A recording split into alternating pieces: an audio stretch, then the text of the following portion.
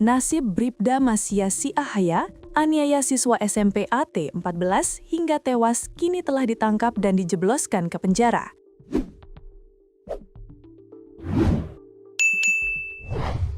Bribda Masyas memukul siswa SMP dengan helm hingga tewas di Kota Tual, Maluku.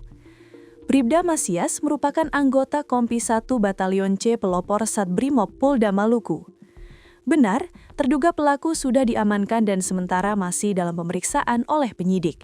Pungkasnya, Kasat Reskrim Polres Tual IPTU Aji Prakoso Trisaputra.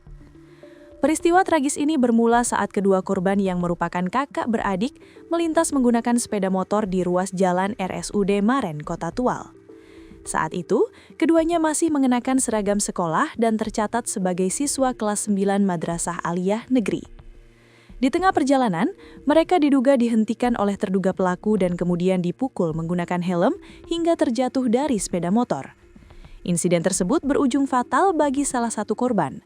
Korban berinisial AT telah dimakamkan pada Kamis 19/2026, sementara satu korban lainnya masih menjalani perawatan medis di rumah sakit. Terkait peristiwa tersebut, Kapolda Maluku, Irjen Pol Dadang Hartanto, menyampaikan permohonan maaf secara terbuka kepada keluarga korban atas insiden kekerasan yang terjadi. Permohonan maaf tersebut disampaikan sebagai bentuk tanggung jawab moral institusi atas peristiwa yang melibatkan oknum anggota BRIMOB. Kami turut berduka cita dan menyampaikan permohonan maaf kepada keluarga korban.